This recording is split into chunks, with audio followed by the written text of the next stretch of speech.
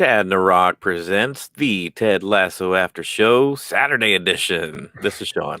And this is Chris. We are Dad in the Rock. We do this each and every, typically Friday night at 10 p.m. This week, I was running off the pitch like Ted was a couple weeks ago. The bad fish sandwich? Yeah, bad fish sandwich. Went right through me, and we had to reschedule. But here we are.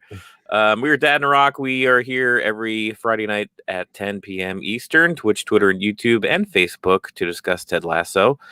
We are 8 episodes in, and it's been a great season so far. Dude, I mean, it's been phenomenal. I think we were talking about this, kind of in our build up about like what season 3 could be like. And we were like, we don't think you can actually watch season 2 and enjoy it as much as we're enjoying it without watching season 1, because there's so much character development building into it. Yeah, you couldn't. You'd have to watch. But I mean, you should watch season 1. Nobody should skip season 1. It's so good. Oh yeah, no, and it's like we find out why characters are the way they are now based on what we learned from them in the first season. So this episode is Dad. I said Dad City. You mean Man City? Man City. There we go. City.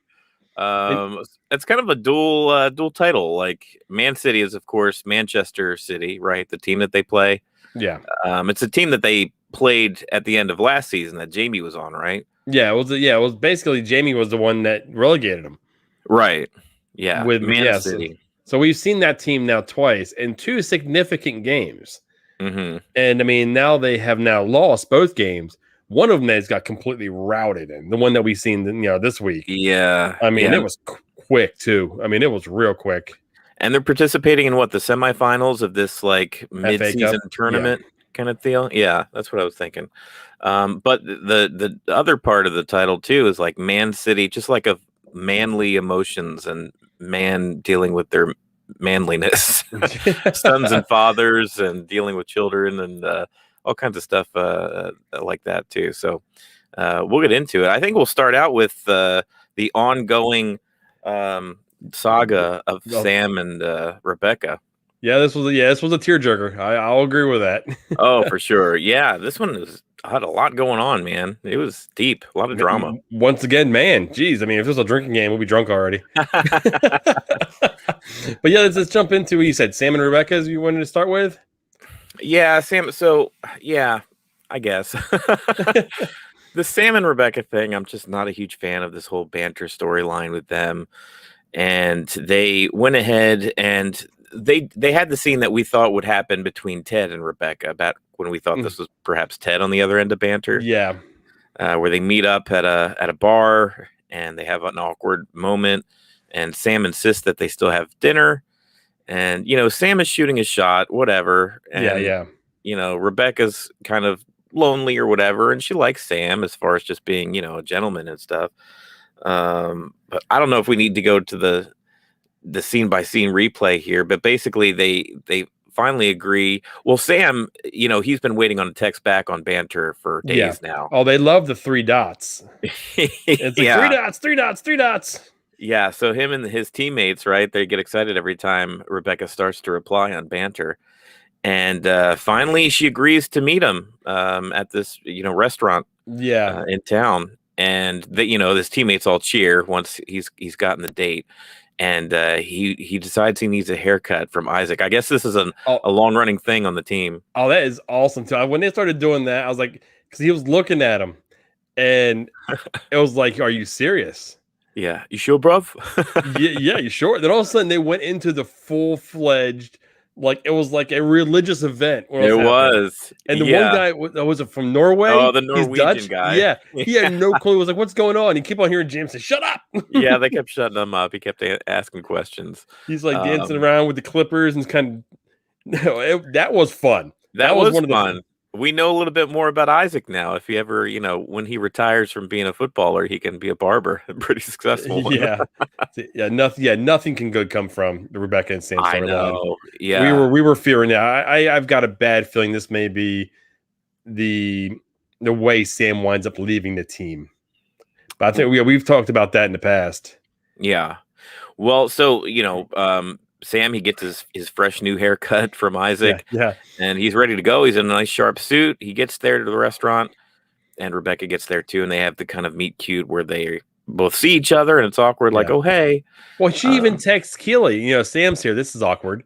Yeah, type thing. And so they go. They both kind of turn their backs, and Sam goes to banter and goes ahead and says, "I'm in the blue suit."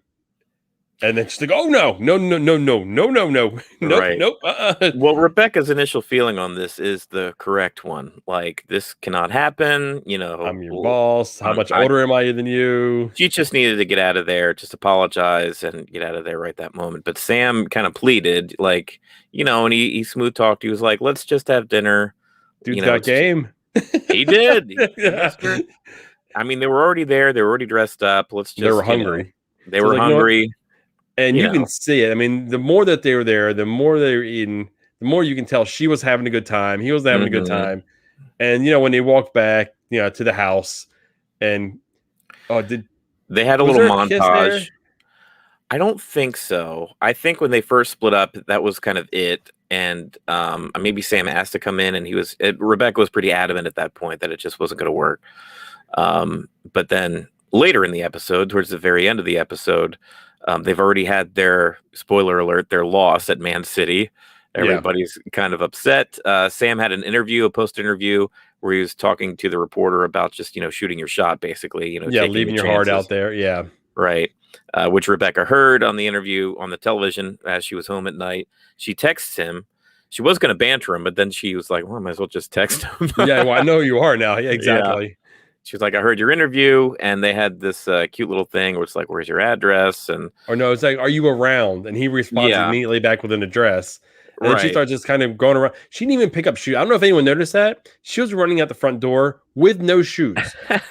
They weren't in hand. They weren't like anywhere to be found. She opened the door, and apparently she didn't need them. She was kerfluffled. No, she opened the door, and he was already there. So yeah, it's like, why'd you give me your address? He said for next time.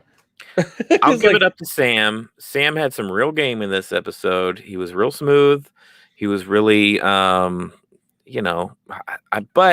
look, we both know this isn't going to end well. No. This is bad that they went down this direction. So she should have just left right there and then, and not even like entertain the idea of it. Now, there'd have been a lot of awkwardness back at the club, but who needs heels? Oh, that's funny. So that's basically where we leave these two. Is that's Rebecca invites Sam in officially, and it's nighttime. Maybe they'll just play Clue or Trivial Pursuit for the rest of the evening. They're gonna drink a thing of tea, just have a nice quiet evening at home.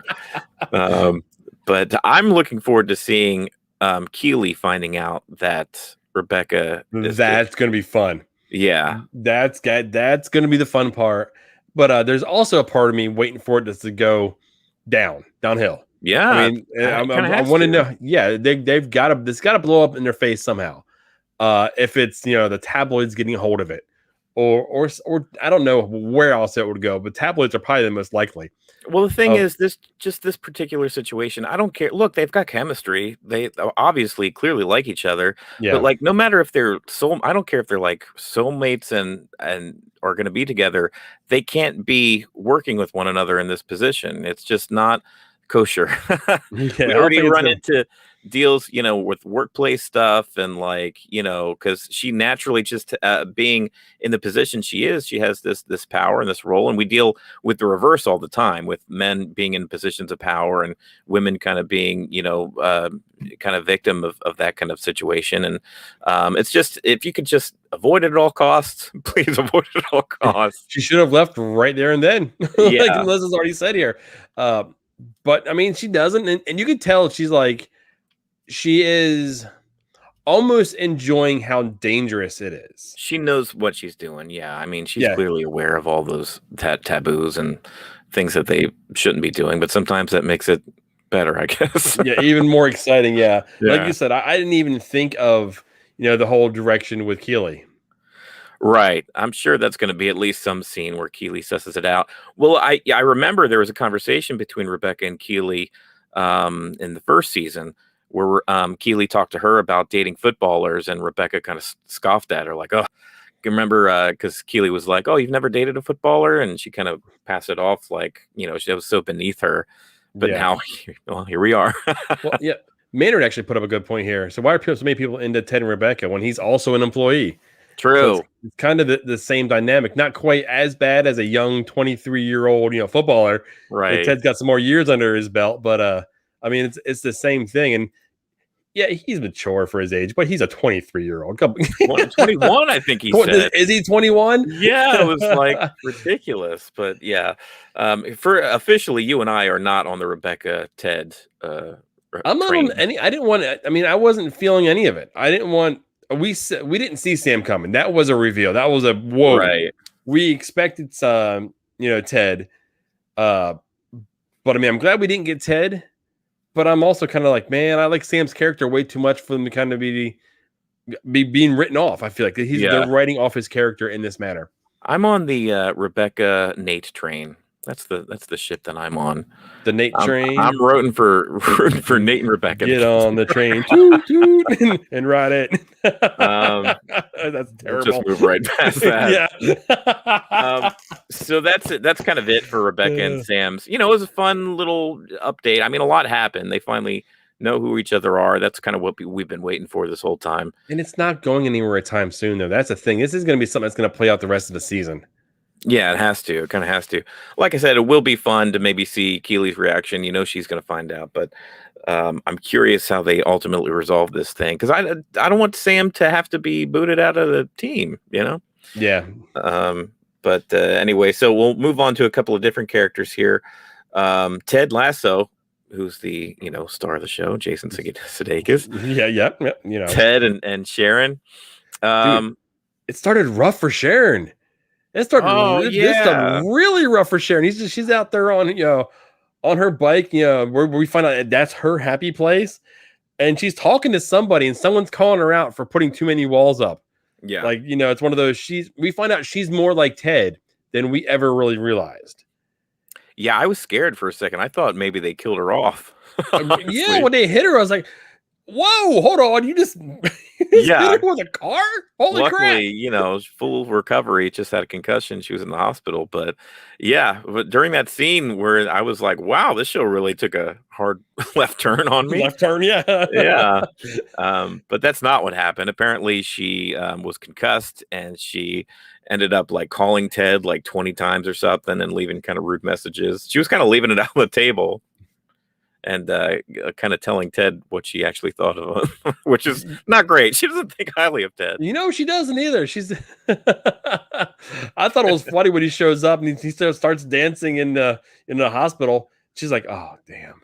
Yeah. I mean, it didn't specifically come out that way. Well, I heard like, man, I don't want him here right now. And I think he's aware. Like he's aware of that. She's not, that high up on him. I think she was talking to. Oh, yeah, that's she interesting. Was. I didn't connect it that way. I thought it was just a friend that was calling her out on her own crap. That's the way I read it. Right. But if she was talking to her own therapist, that's an interesting angle as well.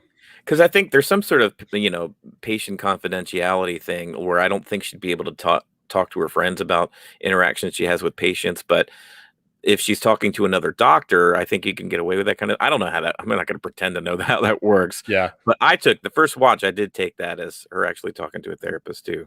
Ted, I thought she was talking to a family member or a close friend, right? And she was just kind of blowing steam, and that person was, giving her crap in return. Yeah. So Ted goes and picks her up. She can't leave on her own from the hospital because she does have a concussion.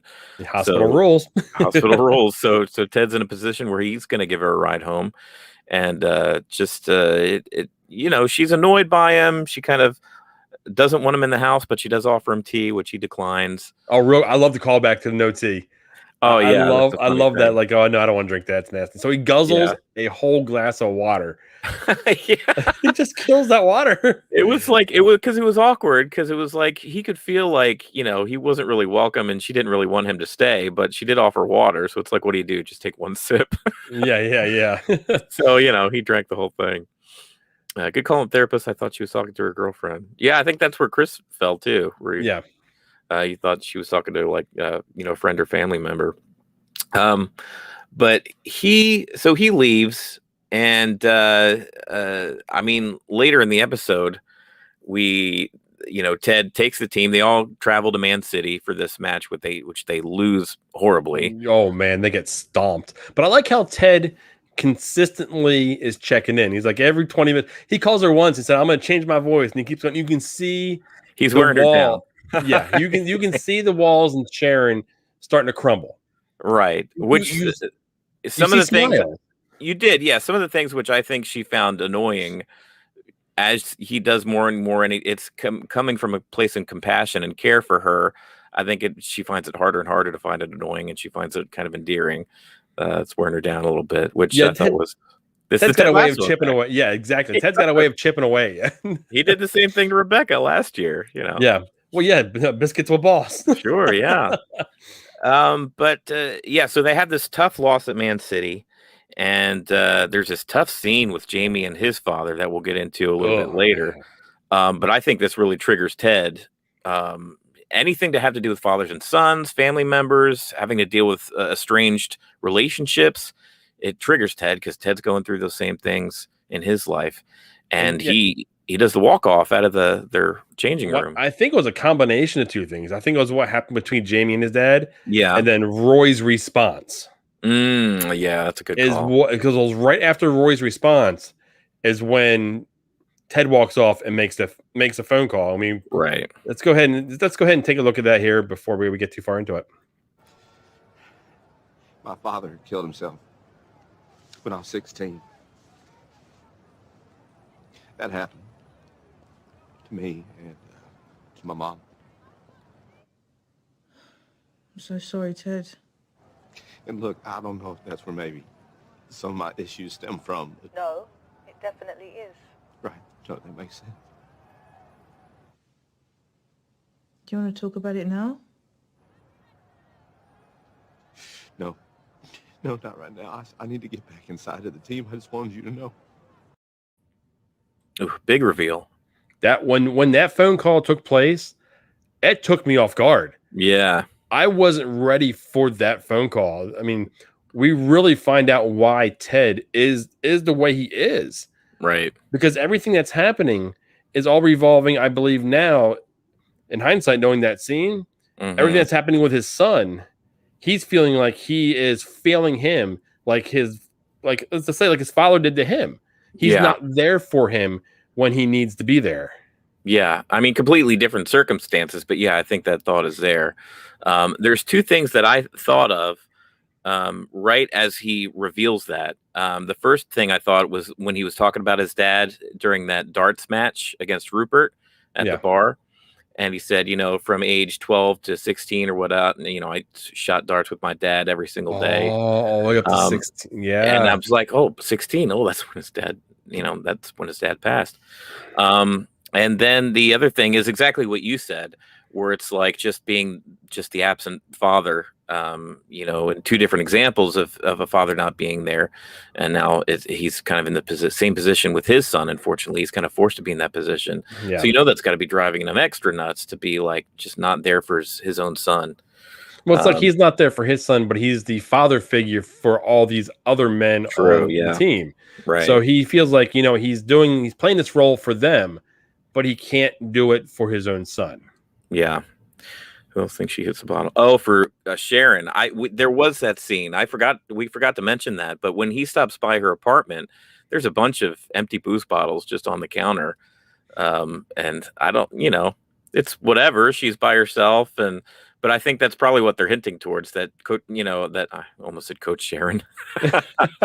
Dr. Sharon probably doesn't have all her stuff as, together as you would think a therapist would in their own personal life, I guess. Yeah. She also brought up here to be waiting to see exactly where his wounds come from. And that's a huge wound. Yeah. I mean, that's something that you can really never get past in reality. Oh no. Yeah. And it shapes a person. So it makes a lot of sense as far as who Ted is. This was a big nugget of information as far as learning Ted's backstory. Which I thought was, but you know what? As soon as he said it, it didn't really come out of left field. It was just like, oh wow, that makes sense. Like, yeah, I mean that seems to fit. So that's exactly why he would be struggling, or at least part of the reason why he's having such a tough time. But that's kind of where they open it up. So, Sharon's totally appreciative that he actually called her, right? I mean, that's progress. Yeah, no, absolutely. To be able to be in that moment and reach out for help like he does. And I think by the end of that phone call, they're in an okay place, and Ted's able to kind of maintain and go forth. As he's outside, though, Beard runs out. Yeah. But let's just real quick here. I want to hit the rewind button here. Yeah. Before we even get to the Ted's call, Ted calls to check in on Sharon. And we kind of got into a little bit, but Sharon actually opens up to him and says how she was scared. How like her bike is her happy place. Yeah. And she's scared to get back on the bike. And he bought her a new bike. Yeah, he bought her a new bike. And I think that her opening up to him that way actually led to him them opening up to her. I forgot she did do that earlier in the episode. Yeah, so that's exactly that fits. That makes sense. So it gave him more readiness, I guess, to be the trust is really starting to grow between the two. And that was his biggest thing, his biggest hesitancy. I think, the last time that he did therapy, he felt like he was being set up. Yeah. And it was hard for him to trust that process. So that was, big move between those two. That was good. Yeah, absolutely. I want to see you back on the bike. Ride the bike around. I want to see you ride your bike to work back again on that bike. Yeah. But yeah, he's still outside. He hasn't gone back to the locker room yet, and Beard leaves. Beard seemed strange when he was leaving. This is the second time we've seen Beard. No, I'm going to say third. Something's up with Beard. Yeah, something's up with Beard. Yeah. Something is really up with Beard, because there was the moment when, this one right here where he leaves. Yeah, there was a moment when they were losing. They lost another game, and he flipped out on Ted. No, it is about winning and losing. It happened actually in the pub. Yeah, last season. Yeah. So there's been a few. There's another one I can't. It's not coming to mind really, and like points where they're either losing or they can't figure out what's going on, and he's kind of freaked out on Ted. Well, I'm thinking back of all the times. I mean, one of which Ted has had his issues where he's walked off the field, or he's just not there because he's going through his emotional things, which I think Beard understands. They even have a little powwow between the Diamond Dogs plus Roy, before the game starts, where they're starting to, where Ted actually tells his fellow coaches how he had a panic attack, and then they each take turns, telling small truths to each other. That was funny. Yeah, that was a good scene. I liked it when Nate said, I don't come up with creative ideas. These are things I've had in the past. Yeah. Something about Higgins being on the wrong time zone. Messed up the transfer window because of the wrong time zone. That's massive. They could have had somebody come in and help him win. Yeah. They all looked at him like, oh, okay. Well, I guess we have to be okay with that. Since we're all kind of, confessing our sins here. Right.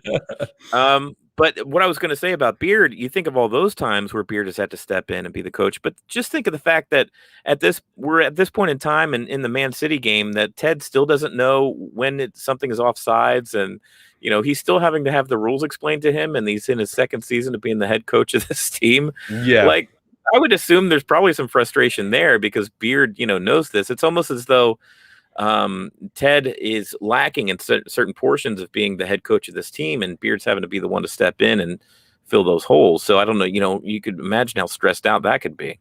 Leslie for the win. You see, Leah here said she doesn't like how Nate knows about Ted's panic attacks. Yeah. Oh, right. Yeah. I think we kind of led into that a little bit, and maybe in a past episode, on how he may be the leak within the team if he makes that things go sideways. I think we were theorizing with Maynard there about what Nate could be doing in the future. Stay tuned. Yeah, that's another piece of the puzzle, isn't it? That he's aware of those panic attacks. But that's basically where we leave Ted this episode. He's made progress with Sharon. He's given us, the audience, and Sharon that nugget of information about his past.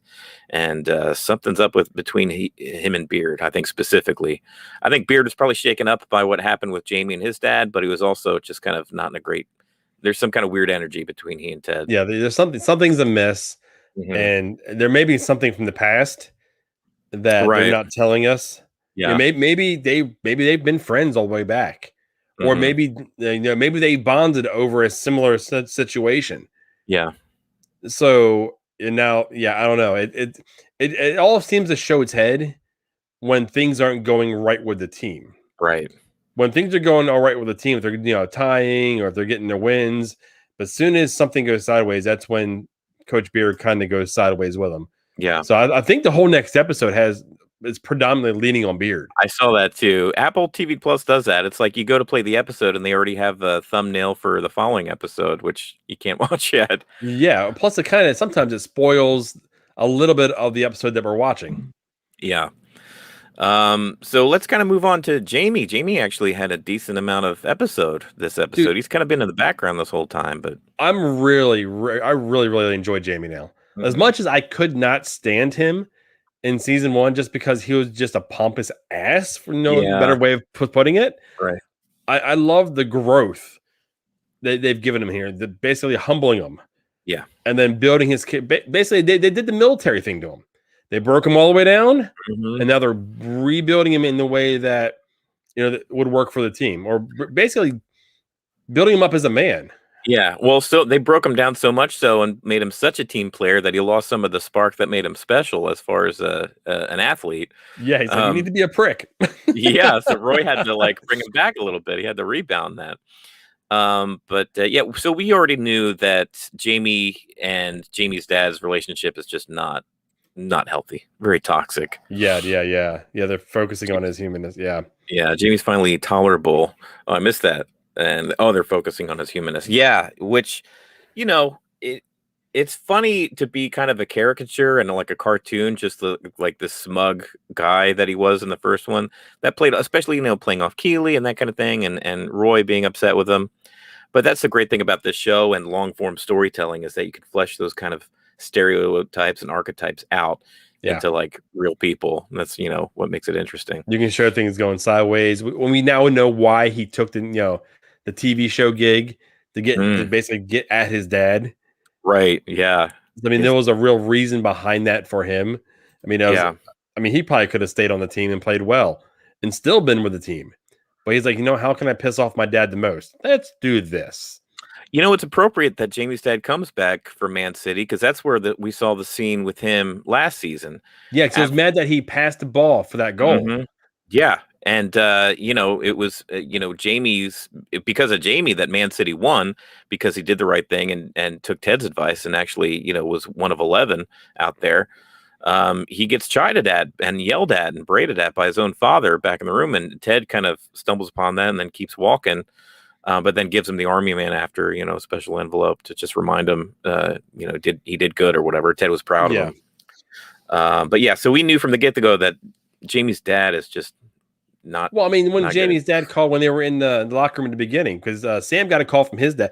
This whole thing here, it was like Sam got a call from his dad to find out that oil company is no longer operating in their country. Yeah, hey, we got an update on that storyline. How about that? Yeah. So Sam's dad was really proud. Of Sam. Right. And then Jamie gets a call and he sees it's his dad, basically sends him the voicemail. He wants nothing to do with him. Yeah, he's like, make sure I got my tickets for the game. Yeah, so he's yearning for what Sam has. Right. Yeah. He wants that relationship with his father, but he just knows his father doesn't have it in him to give. Well, even Higgins, when he goes to get the tickets, Higgins is in the closet. I mean, easy joke. That joke was way too easy. But he's like, Jamie asked Higgins about his dad. He said his dad's got a bunch of hiccups, but he's got to love him for who he is. Right. As a Higgins, dropping those little nuggets of wisdom, and he does every now and then. That was the nugget this week for us. Yeah, I'm waiting for Higgins to have a turn where we'll find out that Higgins, because usually he's good at that, where he comes in at just the right moment with the right piece of advice. But maybe we'll see some drama from Higgins. Yeah, a lot of daddy issues here in these characters. Well, here's one for you. Yeah. What if Roy actually has issues with his dad, and that's why I wouldn't doubt him. And that's why he's able to step in when he does. Yeah, and be that person that Jamie needed at that time. Yeah, so that's what transpires this episode is that Jamie's dad is just awful. He's awful in the stands. He's awful after their hard loss. After the loss, the guys are in the locker room, and it's a tough loss. But Jamie's dad comes in, Jamie's got a visitor. It's his own dad. He walks in. He's just like belligerent and rude, and it's just not in a good spot. And Jamie has enough. Yeah, here we go. Okay, well, let's see if you can hear this. You know that ickle TV show you made? You just made it easier for Manchester City to kick you to the curb. Look where you are now. Twaddling about with a bunch of amateurs. No offence, no offence. Huh? Don't turn your back on me, you pussy.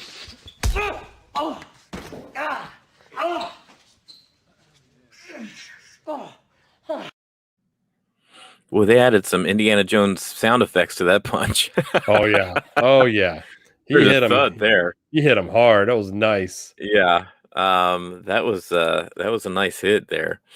I love him for who he is and forgive him for who he isn't. Higgins. Yeah, that's exactly what Higgins said. Yeah, which is good advice. Not to get into it, but you and I have had our own dad issues, and it's been, I know. Kind of like a man growing up kind of thing.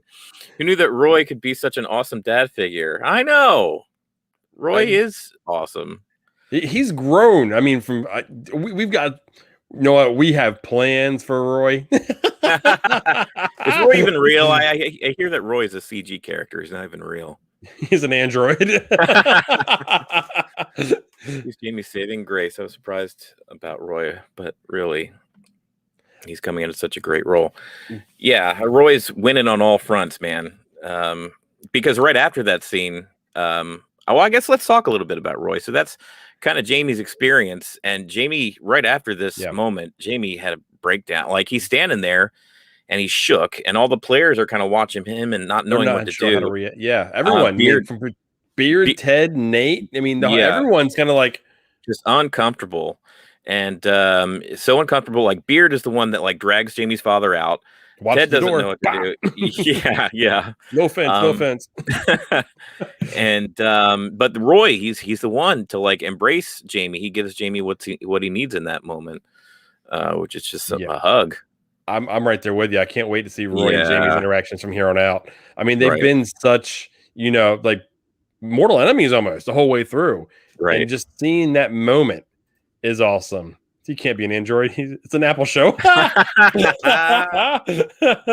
Maynard, we like the dad jokes here. Oh, that was awesome. But yeah, I mean, when he comes to him, and I mean, we got a clip of it. We got like a montage kind of of Roy, because Roy has a few like scenes in this show from when he's dealing with the teacher, Phoebe's teacher, from when he's talking to Phoebe by herself, and then the whole Jamie thing. So let's roll that, and then we'll kind of address all of them here.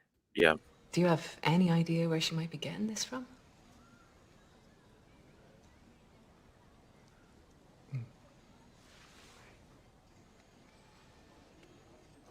Fuck. I can do that without swearing. Yeah. Because you are better than me. I'm as good as the best, you.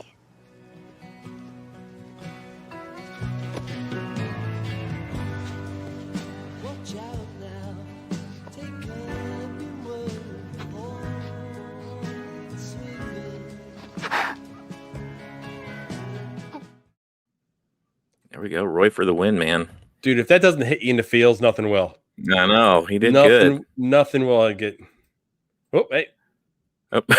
Season 2. All of a sudden, I'm turned on by Roy. Hey, I've been there since season 1. Yeah, I've loved, from the get-go. But yeah, dude, I mean, I love the line from Phoebe. I'll be all the best parts of you. Or yeah, I think I may have just butchered that. But yeah, I think she knows. Yep. All the tears. Yep, that's it. I love the light bulb moments from Roy. Yeah. From when Jamie's dropping knowledge on him, he doesn't realize it. Right. To the teacher. I love the fact he's like, me? She's like, come on, Roy. Yeah. You know how much this girl looks up to you. Yeah, so it's awesome. Well, then he says no ice cream, and what do they get? I noticed that too. They get ice cream. No. And later in that, he's like, nice F no. Teacher addressed him at his language. He's clueless. Yeah, like, come on, Roy. Oh, it's great. Then at the end of it, she's like, fucking glitter. Right. I love that this show throws in those little character moments with people we'll probably never see again. Yeah. But just like little things from these actors to kind of showcase. It was funny. It was nice. I liked when she said, where's her dad? He's a piece of shit. See, right? He's a living piece of shit. This episode was good for just like little nuggets of character information and like backstory around people's family and why we learned a little bit about Roy does have that relationship with his niece, just like he's kind of coming in as almost as like a surrogate father figure, to be close to his, And I think he's becoming more and more of that. So we always look at Ted as the father figure of the team. I feel like it's morphing. Definitely with what we just seen at the end of this episode. Yeah. He's kind of morphing into the head figure of the team. Like he's becoming the leader that he was in season 1 for the team. Like Ted's still obviously the coach. Right. But Jesus, Chris. Roy Roy falls into that, that role where he's able to embrace the team. He can speak the team language. And he's like, he won't hesitate to step into a situation that would be uncomfortable. It's like when an actor dabbles in directing, like you get like a Clint Eastwood or something, or an actor that's acted for a long time. They're able to direct the movie, but still relate to the actors in a way that other directors probably can't because they've been in their shoes. So for Roy to step into a coaching role and have been the player for so many years, it just works. And Ted's at a point right now where he's going through things internally. Like Ted's working on Ted. Ted's had to like be the mountain and like the rock for so many people. Even throughout season 1, he's had to be there and be the stalwart guy for them to lean on. And season 2, Ted is working on Ted. Well, check this comment out. He's destined to inherit the head coaching position. Yeah, I think I said something. I think maybe one of the episodes we talked about, I was like, Endgame. Do you think this ends up with Roy being head coach? And I said, and Ted just goes away like Mary Poppins, goes back to the state. Hey, maybe. It could be a health thing. It could be a full-fledged, like they finally get back to where they are. And like my idea is how they, the 3-part series here, they get relegated, they get promoted. And then when they're in the championship game, they may lose the championship game. And during that, he actually has another full-fledged mental break to the point where he knows he's got to step away from sports altogether. And that's when Roy steps into his into the shoes. I think it is heading towards something like that. I think Roy is the big brother for the players. Ironically, another reality show for Jamie. That's funny. You and I are Big Brother fans, so we got that mannered. Cookout really destroyed this season. They went for it. You've missed it, and this is off a tangent, but Big Brother actually had the best alliance this year. With all 6 people, they went from the beginning to the end. Just a little side note there for you. Because you used to watch it. we can keep that on the side now. No. Yeah. But here, Ted is in the dark forest right now. Oh, yeah. Just to reference what Ted was talking about during their that what is it? He's a rom-communist. Rom-communism. Yeah, he's going through the dark forest for sure. But I don't know. Was there anything else in this episode you wanted to bring up? I mean, we got little bits and pieces, like something from May. They were like, talking about getting a tattoo if they win that game. And May's like, I got one already. And they'll ask where. She's like, none of your business. Right. I like May. Every time there's a scene with May, I like that. We already talked about Beard. Nate. I love the fact that we didn't get much Nate, because I was getting too much of Nate. Like, I feel like they were like just kind of focusing on him too much. So I like how they kind of took a step back on him. Just gave us a little bit. He got a little bit of knowledge. Yeah. And I'm not. Someone commented earlier about in comes Trent Grimm. Oh, Trent Grimm, yeah. So we'll see where that goes. And he has so much growing to do, but I'm not excited to see it. Yeah, I'm totally over his character development. I think you and I were saying a lot of that stuff last week. We were getting a little tired of that his character progression, because it's like up and down. This is supposed to be a 3-season show. Maybe they plan to have Lasso back with his son in America by the end. Yeah, that's what I was wondering too. Because you and I talked about that. Where originally they talked about this being a 3-season show. I don't know with its popularity now. They may kind of stretch that out a little bit. I hope they don't. Well, how about this? Hear this out. Okay, so say for instance they go all the way through the 3 arc. Say they win it, and instead of him continuing there in Richmond, he decides to come stateside and get a gig with one of the MLS teams. So he's coaching soccer still, which he's at that point. I mean, I hope he understands it. And, I don't know, man. And then he can stay stateside. He can be with his son. Yeah, and he can continue within the football world. Yeah, he could do that, or maybe he comes back and coaches a college team in the U.S. because he's an actual American football coach. I think that would be good too. I have to agree with Leah. Maybe Ted will able to evolve enough to reunite with his wife and son. Yeah. Well, at least have a good, sometimes people can be divorced and still have a positive, good environment for their kid to be raised in. Because honestly, I think his wife has moved on completely. His wife was eager for those divorce papers. She was happy signed. For that. Yeah. Let's see here. I feel like Higgins is going to get a corner up. Yeah. He deserves one. Yeah, after the work he puts in. Yeah, definitely when he's doing it in the closet. I mean, we got to come out of the closet eventually. Take care of Leslie, man. Rebecca's got to give him some kind of space. Come on. Let's see here. Oh, hey.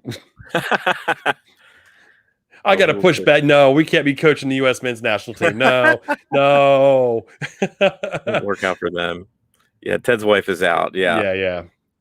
I think that's about it for this episode. We have one comment on last week's show. You want to go ahead and read that and see where it's going? I think it was from Liz. Yeah, Liz last week. She said, I thought the episode was very uplifting, but that's probably because I've had impending doom all season. You and I felt that everybody was having a bad day last episode.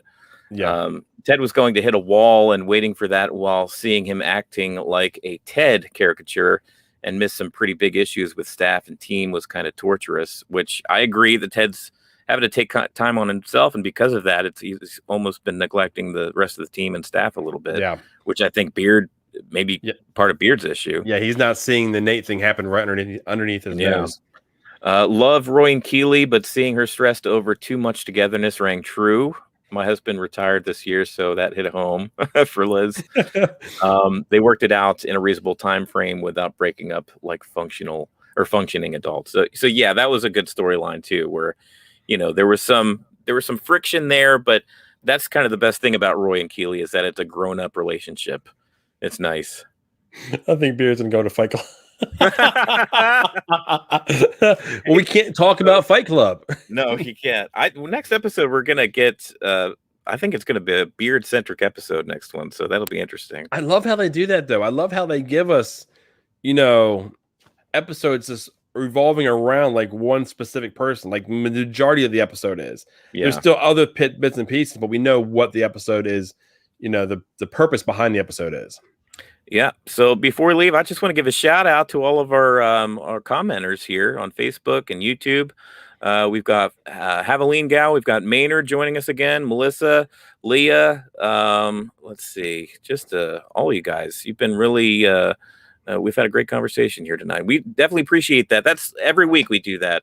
We leave it open. If you guys are watching us on YouTube, Facebook, Twitch, Twitter, and you're able to leave a comment, we are highly interactive. We'll try to put it up as much as we can. It's more entertaining for us, and you guys. If we're not just talking to each other, and you guys can interact with us. Actually, we love it when we sign off. We go over, and sometimes we can't get over how many other people have gone back and forth. So it's much appreciated. And sometimes we miss stuff. So anything that as we're having a conversation and we miss stuff, be sure to bring it up. But I think that's going to be about it for this episode 8 of Ted Lasso Man City. We'll be back next week on YouTube, Twitch, Twitter, and Facebook to discuss episode 9. Yeah, make sure to like, comment, and subscribe. So, guys, thanks for watching, and keep it cheesy till next week. See ya.